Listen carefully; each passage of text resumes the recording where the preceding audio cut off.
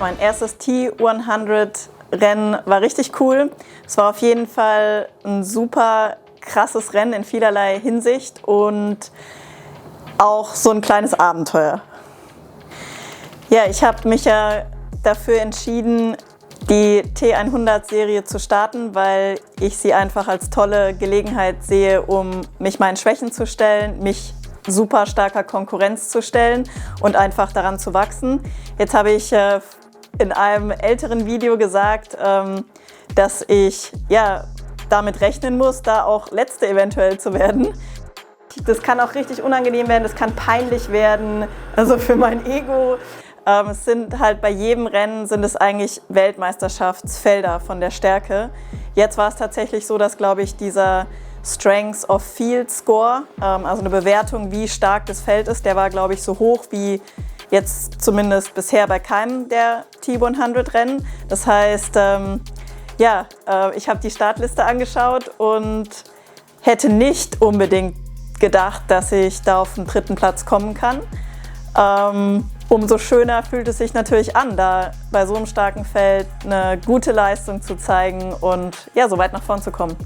Ja, mit Taylor Knibb in den Berg zu fahren, war cool. Natürlich denkt da alles in meinem Gehirn, okay, let's go, dranbleiben, schauen, ob das irgendwie geht. Und ja, kurz ging das und dann habe ich auf mein Wattmesser halt geschaut und beschlossen, es ist jetzt die erste Runde und wenn ich das jetzt mache, dann weiß ich nicht, wie viele Runden ich noch fahre. Also es war super beeindruckend. Sie ist halt einfach echt brutal stark. Und ja, ich denke, da darf sich der Philipp überlegen, wie ich noch ein paar PS drauflege, um dann vielleicht irgendwann nochmal in die Position zu kommen, zu versuchen mitzufahren. Ja, das Rennen hatte ganz viele Punkte, die anders waren als jetzt vielleicht bei einem normalen Rennen. Und das eine war ein super früher Start. Wir mussten um 2:30 Uhr aufstehen. Wir haben eigentlich die Wechselzone im komplett Dunkeln, die war noch fast gar nicht aufgebaut.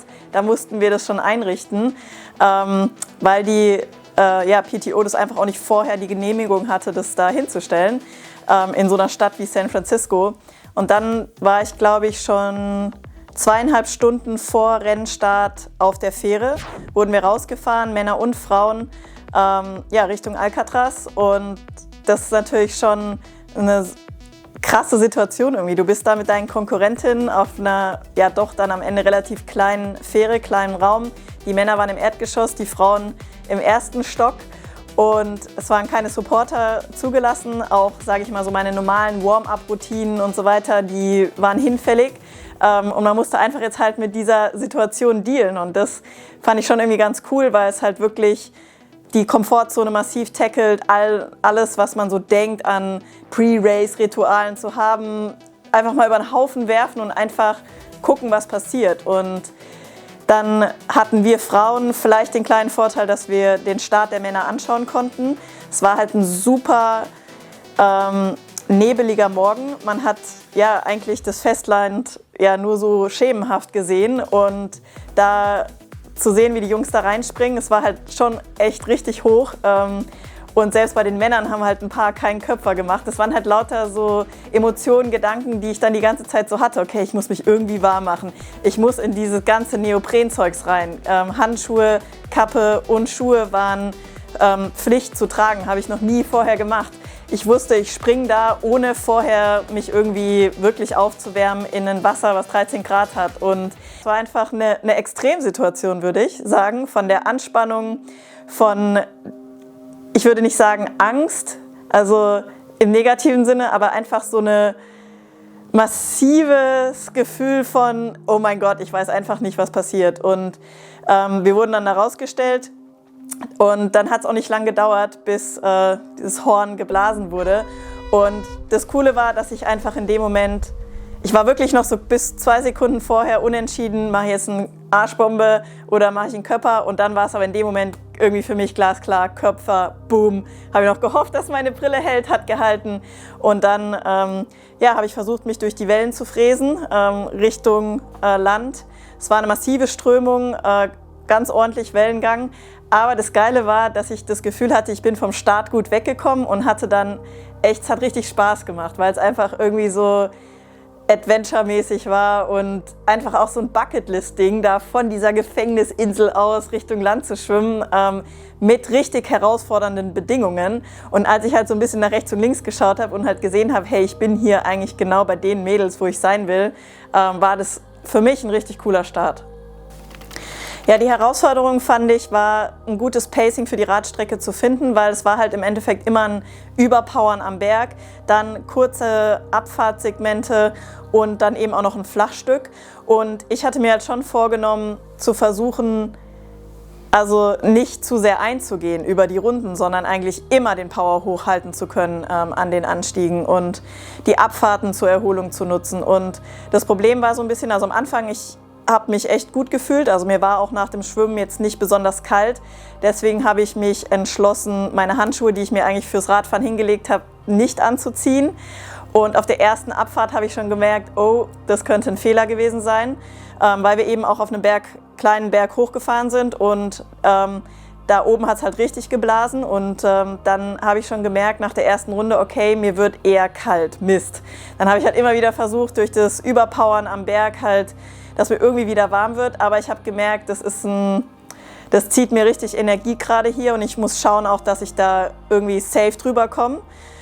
Ich glaube, was mir gut gelungen ist, dass ich konstant gefahren bin, also ich hatte keinen, irgendwie, dass die Beine dann komplett explodiert sind und ich nicht mehr irgendwie treten konnte, aber ich war, sage ich mal, relativ einsam. Am Anfang an der 2. Position, irgendwann an der 3. Position und daran hat sich dann eigentlich ja auch bis zum Finish nichts geändert. Für mich war es eigentlich ganz cool, weil ich dadurch nicht diese Gruppenproblematik hatte mit die 20 Meter einhalten und Race Ranger hat es leider nicht zu dem Rennen geschafft, der ist irgendwo in Frankreich hängen geblieben. Und wir haben dann versucht, uns quasi an Straßenmarkierungen zu orientieren. Auf der anderen Seite für mich war es jetzt egal, weil ich da quasi niemanden vor mir hatte. Die Gaps waren dann zu groß. Aber es hat richtig Spaß gemacht, so einen Multilab-Kurs zu machen, wo man sich halt an den Wendepunkten jeweils ja, immer sieht, wo man liegt, ob man Zeit verliert, aufholt. Und das, finde ich, ist ein Aspekt, den hat man ja eigentlich so beim Ironman Racing nicht. Und das ist schon richtig cool. Also ich glaube, es hat schon so ein bisschen sich so eher nach Kurzdistanz angefühlt, wo das ja eigentlich so gang und gäbe auch so ein bisschen ist, dass alles viel dichter ist, dass man sich viel häufiger sieht, viel mehr auch so, sage ich mal, dann so gefühlte Rennsituationen hat. Auch wenn ich jetzt eher einsam gefahren bin, für mich fühlt sich das an den Wendepunkten ja nie so an, sondern man hat immer das Gefühl, die kommen und es ist dann doch irgendwie nah. Was gleichzeitig mega hilft, um halt immer auf dem Gas zu bleiben. Und das war eigentlich auf dem Rad richtig cool. Ein Highlight war auf jeden Fall auch Taylor Knips Vater, der oben auf dem Berg stand und ich wusste das nicht, dass ihr Vater war. Aber da war eben eine Person, die so laut angeschrien hat, alle Frauen und immer den Rückstand auf Taylor durchgegeben hat. It's just 1 minute in the beginning and then it's just 5 minutes or something. Und das war halt dann echt so, was will er mir damit sagen? Aber jetzt rückblickend macht es natürlich psychologische Kriegsführung Sinn. Das war ganz witzig. Ja, ansonsten waren tatsächlich einige Leute da an der Strecke, die einen richtig cool angebrüllt haben. Und das war auch irgendwie mit dem ganzen Nebel, fast Regen und arschkalt, irgendwie eine coole Atmosphäre. Ja, ich glaube, das Rennen jetzt in San Francisco war natürlich irgendwie speziell. Die anderen 2 waren Hitzerennen, das war jetzt eher ein Kälterennen mit vor allem einem sehr selektiven Radkurs. London kenne ich jetzt die Strecke noch nicht, aber sie wird ja vermutlich irgendwo durch die Stadt gehen. Ich habe auf jeden Fall Bock. Wie gesagt, also es war natürlich jetzt ein schöner Einstand für mich, war aber auch ein spezielles Rennen, muss man auch ganz klar sagen. Aber natürlich darf mir so ein Ergebnis auch Selbstvertrauen geben. Also ich nehme das mit als einen Motivationsboost. Wenn ich mir die Ergebnisliste anschaue, klar würde ich ganz gerne ganz oben stehen, aber es ist einfach ja, super schwer, solche Rennen auch für sich zu entscheiden, wenn da einfach immer 20 Top-Athletinnen am Start sind. Und ich glaube, was ich mitnehme jetzt von dem Rennen auch für alle weiteren, ist, dass ich mir darüber gar keine Gedanken mache, sondern ich gehe in das Rennen und ich mache mein Ding, ich gebe mein Bestes. Das ist, glaube ich, das Wichtigste und auch der größte Unterschied zum Ironman Racing, dass man halt immer auf dem Gas bleiben muss. Da gibt es nicht irgendwie, ich mache jetzt mal kurz ein bisschen locker und hier und da, sondern wenn man da nach vorne kommen will, dann muss man halt permanent pushen. Und ja, ich bin gespannt, gerade auch bei den flacheren Kursen, wie das dann sich auswirkt mit den 20 Metern. Weil ich glaube, jetzt hier war eher der Berg und die Abfahrt, sage ich mal, dafür ausschlaggebend, dass das Feld auseinandergefallen ist. Das ist dann sicher spannend zu sehen, wie das auf flacheren Kursen ist. Und ich denke, alle anderen Rennen, die kommen, werden vermutlich eher flacher sein beim Rad. Aber ich freue mich drauf, einfach weitere Erfahrungen zu sammeln. Ich denke, was es mir auch gezeigt hat, das Rennen ist, das Wichtigste ist, an den Start zu kommen. Gesund an den Start zu kommen, Bock zu haben und dann, ja, wenn man alles gibt, kann es eigentlich auch nur irgendwie für die Entwicklung ein positives Erlebnis sein. Klar, das ist die ultimative Herausforderung und da gibt es auch kein Verstecken oder Vertuschen von irgendwelchen Schwächen, sondern das ist knallhart. Da kriegst du quasi einen knallharten Realitätsabgleich, wo du stehst. Und ich denke, was jetzt cool war, einfach zu sehen, dass meine Form kontinuierlich nach oben geht. Das nächste Rennen wird rot sein, das heißt, das ist natürlich von der Strecke und der Länge was ganz anderes. Ja, San Francisco hat mich richtig in seinen Bann gezogen. Ich fand es eine super coole Zeit da. Einfach gerade am Wasser vorne ist eine ganz tolle Stimmung morgens. Viele Menschen, die sich da bewegen, die joggen, die mit dem Rad zur Arbeit fahren. Und vor allem auch ohne Neoprenanzug in der Bucht schwimmen, wie auch immer sie das machen. Wobei ich sagen muss, dass ich eben über die Tage auch jeden Tag im Wasser war und auch eine Gewöhnung hatte mit Neo, dass ich mich immer besser entspannen konnte. Und einfach, ja, so diesen Vibe von der Stadt zu spüren, immer irgendwie diese Kulisse zu haben, eben auch mit der Golden Gate Bridge und dem bergigen Hinterland mit Alcatraz da und einfach super viele sportbegeisterte Menschen, die uns sehr freundlich empfangen haben. Und ja, am Tag nach unserem Rennen war ja der normale Escape from Alcatraz Triathlon. Und einfach zu sehen, wie viele Triathleten halt dieses Rennen dann irgendwie doch auf ihrer Liste haben, da starten mit Rennrädern, ohne irgendwie super fancy Equipment. Es war einfach irgendwie so eine Leichtigkeit da, die man vielleicht bei manchen Rennen jetzt in Deutschland oder so vermisst, wo es alle so super ernst nehmen. War das da so, dass man das Gefühl hatte, viele, die machen das einfach mal, ohne viel über ihr Equipment oder irgendwas nachzudenken. Die nehmen einfach mal dran teil. Und die PTO hat eben auch uns Athleten genutzt, um ein paar lokale Vereine zu besuchen, bei ein paar Trainingseinheiten. Ich war da bei dem Golden Gate Track Triathlon Club, auch in einer Sportanlage, die einfach unglaublich geil war, ein Cycle- und Lauftrack, wo die ein Workout gemacht haben. Und allein zu sehen, dass da halt irgendwie fast 80 Leute zusammengekommen sind, um zusammen zu trainieren, finde ich halt einfach super cool. Und da kann ich mir einfach vorstellen, dass es auch richtig Laune macht, halt in so einer Stadt zu wohnen.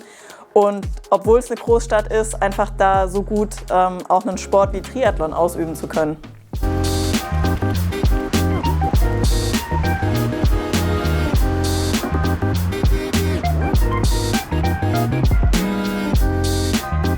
Ja, wir haben die Gelegenheit, in den Staaten zu sein, genutzt, um von San Francisco nach Boston zu fliegen, da ich hier ja, 2 coole Termine hatte. Der erste Tag, da waren wir bei Whoop im Headquarter und haben uns da mal alles zeigen lassen, ein paar Insights bekommen, auch in so die Entwicklung, was demnächst so kommt und ja, einfach auch so ein bisschen die Leute dahinter kennenzulernen. Das war auf jeden Fall sehr cool, hat Spaß gemacht und ja, wir haben direkt vor Ort auch einen kleinen Datenvergleich gemacht. Ich habe gesehen, dass natürlich schon auch die Reise und das Rennen einen ganz guten Impact hatten auf meinen Körper, auch die Zeitumstellung natürlich, aber ja, ansonsten ist so ein Termin einfach immer cool, um irgendwie eine noch engere Verbindung eben auch zu einem Partner zu bekommen, wenn man Gesichter zu einem Produkt oder einer Firma bekommt. Und insofern war das echt ja, gewinnbringend. Der zweite Tag in Boston, der war dann was ganz Besonderes, auf das ich mich echt schon seit Monaten freue. Und dazu gibt es dann aber ja, ein eigenes Video.